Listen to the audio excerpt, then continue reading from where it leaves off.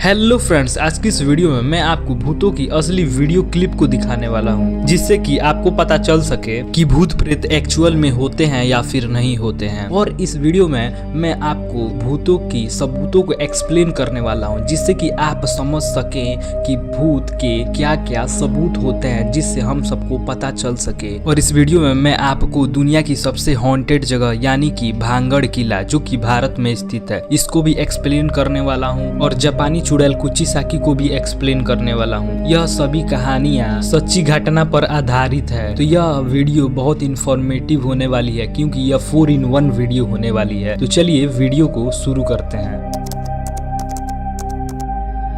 मैं इस वीडियो में आपको बताने वाला हूँ ऐसी चीजें जिससे आपको सतर्क रहना चाहिए, जैसे कि क्या आपके आसपास कोई भूत प्रेत की आत्माएं हैं या फिर नहीं है। तो चलिए वीडियो को स्टार्ट करते हैं नंबर 1 से।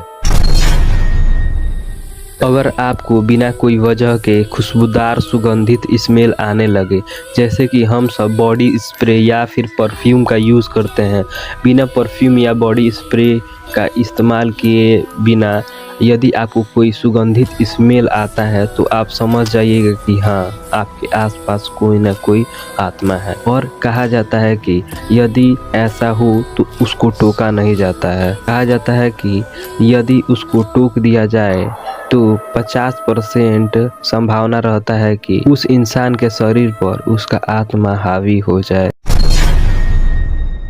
अगर आप किसी कमरे में हो और उस कमरे का टेम्परेचर अचानक से घटने लगे, जैसे कि आपको ठंडी लगने लगे, ठंडी का एहसास हो, जैसे कि बाहर का टेम्परेचर नॉर्मल हो और सभी घरों में टेम्परेचर नॉर्मल हो, और किसी घर में टेम्परेचर लो होने लगा, जैसे कि आपको ठंडी या फिर ठंडी का एहसास होने लगा, तो आप समझ जाइएगा कि आपके आसपास कोई ना कोई जरूर आत्मा है।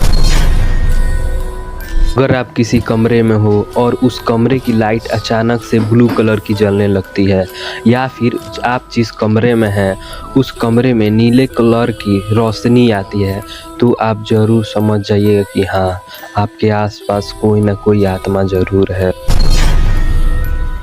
कहा जाता है कि ज़्यादातर भूत प्रेत की आत्माएं छोटे बच्चे या फिर कुत्ते, बिल्ली या दूसरे जानवरों को दिखाई देती है। ज़्यादातर कहा जाता है कि यदि कोई मरने वाला हो तो उसके घर के द्वार पर कुत्ते, बिल्लियाँ बहुत ज़्यादा शोर करते हैं। यह 100% सही बात है। ऐसी घटना 100 में 90% तक हो चुकी है।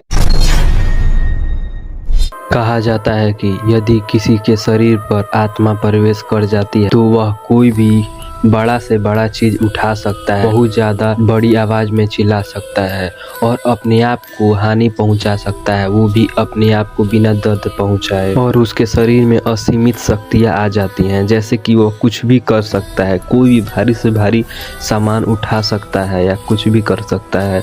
और कहा जाता है ऐसा घटना हो तो जरूर हनुमान चालीसा, जय हनुमान ज्ञान गुण सागर के मंत्रों का उच्चारण करना चाहिए, जिससे कि बुरी आत्मा से छुटकारा मिल सकता है। एल्बर्ट आइंस्टाइन ने भी कहा था, एनर्जी कहीं नहीं जाती, बस उसका स्वरूप बदल जाता है।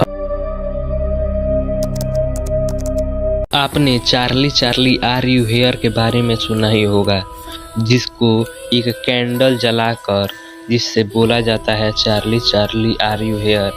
इसका मतलब चार्ली क्या तुम यहाँ हो, जो कि एक भूतिया आत्मा है, जिससे कि लोग इससे कांटेक्ट करने के लिए चार्ली आर यू हेयर कहते हैं। कहा जाता है कि रात के 12 बजे के बाद और रात के 3 बजे के पहले के बीच के समय में इसको किया जाता है। इसे करने के लिए एक पेपर में एक तरफ यस और उसके दूसरे तरफ यस लिखा जाता है, और एक तरफ नो और एक तरफ नो लिखा जाता है, और बीच में पेंसिल रख दिया जाता है, जिससे कहने पर चार्ली आर यू हेयर कि चार्ली क्या तुम यहाँ हो कहने पर उस पेंसिल का मूवमेंट होता है, वह पेंसिल हिल जाता है, बताता है कि यह मतलब चार्ली यहाँ पर है या नहीं है। यदि यस की ओर घूम जाता है, इसका मतलब चार्ली आत्मा आपके आसपास है। ये बहुत ही खतरनाक खेल है। इसे खेलने के बाद आपके साथ कुछ पैरानॉर्मल घटनाएं होती रहती हैं और इस खेल को शुरुआत करने के बाद जब तक यह खेल खत्म ना हो जाए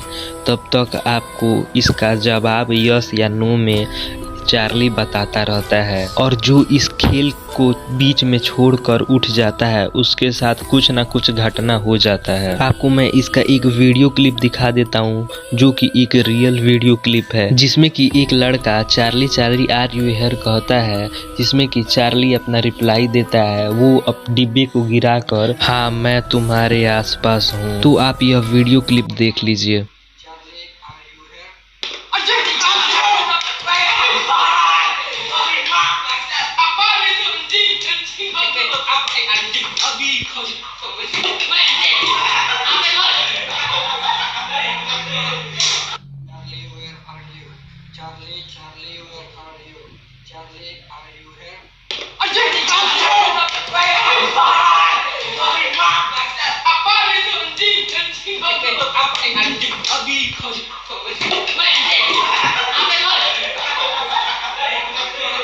आप यह वीडियो क्लिप देखकर समझ ही गए होंगे यह एक रियल वीडियो क्लिप है। ऑफ कोर्स यह आपको फनी लग रहा होगा लेकिन यह एक रियल वीडियो क्लिप है।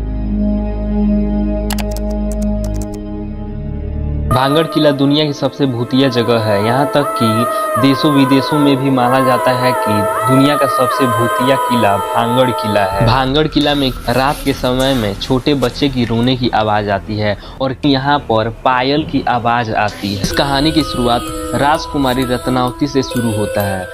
राजकुमारी रत्नावती 18 वर्ष की बहुत ही खूबसूरत लड़की थी और इनसे शादी विवाह करने के लिए बहुत से राजा इच्छा रखते थे। एक दिन क्या होता है कि राजकुमारी रत्नावती इत्र खरीदने के लिए अपने सहेलियों के साथ बाजार जाती हैं। तभी काले जादू का महारथी सिंहिया सेवड़ा की नजर राजकुमारी पर जाता है और उसकी सुंदरता पर यह मोहित हो जाता है। तब इसने जिस इत्र को राजकुमारी पसंद करती थी उस इत्र में काला जादू कर देता है। लेकिन इस काले जादू को करते हुए राजकुमारी की सहेली उसको देख लेती है और जब ये इत्र को खरीद कर राजकुमारी जाती है तो रास्ते में इनकी सहेली यह सब बात बता देती है कि इत्र में काला जादू किया गया है। राजकुमारी की सहेली उस समय यह बात नहीं बताती है क्योंकि उस समय वहां पर काले जादू का महारथी सिंहिया सेवड़ा वहीं पर उपस्थित था। यह बात जब राजकुमारी को पता चलता है तो उस इत्र की शीशी को एक पत्थर पर फेंक कर तोड़ देती है। तब उस काले जादू का असर उल्टा हो जाता है।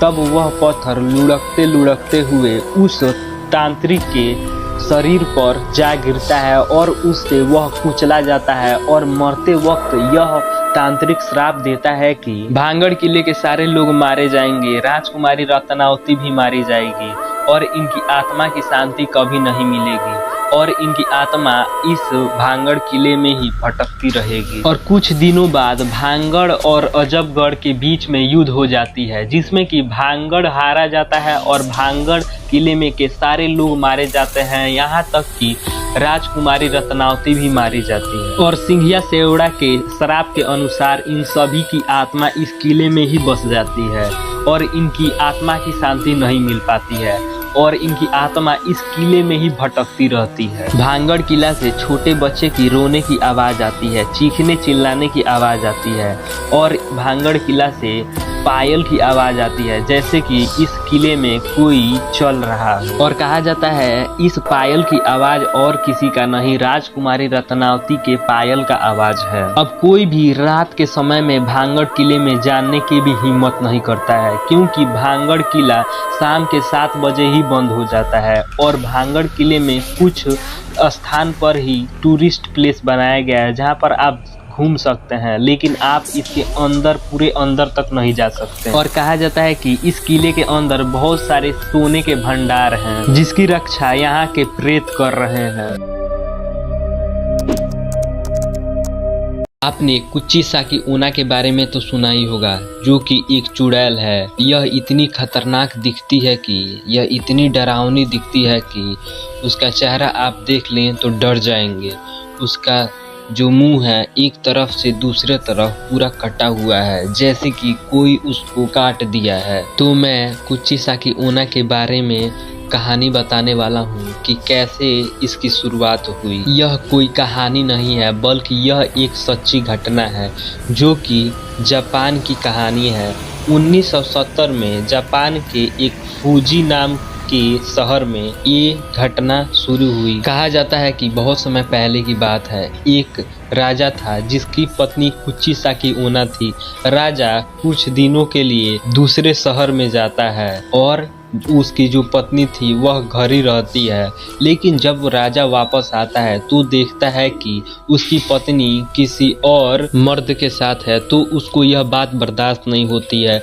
और कुचिसाकी तो पहले ही से घमंडी किस्म की औरत थी, उसको अपने सुंदरता पर बहुत ही घमंड था। तो राजा को यह बात बर्दाश्त नहीं होता है और कुचिसाकी ओना को अपना तलवार निकाल कर चेहरे पर काट देता है। तो उसका मुंह एक तरफ से दूसरे तरफ तक कट जाता है, जो कि बहुत ही भयानक जैसा चेहरा उसका बन जाता है और उसके शरीर से बहुत ही ज्यादा खून निकल जाने के कारण वह वहीं पर मर जाती है। तब से शुरुआत होता है कुचिसाकी ओना का आतंक। यह छोटे बच्चों को अपना शिकार बनाती है। यह छोटे बच्चे के पास जाती और एक सवाल पूछती कि क्या मैं सुंदर हूँ।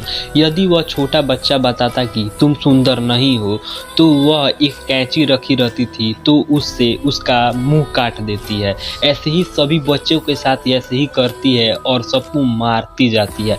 और यदि कोई लड़का बताता है कि तुम सुंदर हो तो अपना वो चेहरा भयानक दिखाती है और उसी के जैसा उसका चेहरा कटा हुआ था फिर भी काट देती है।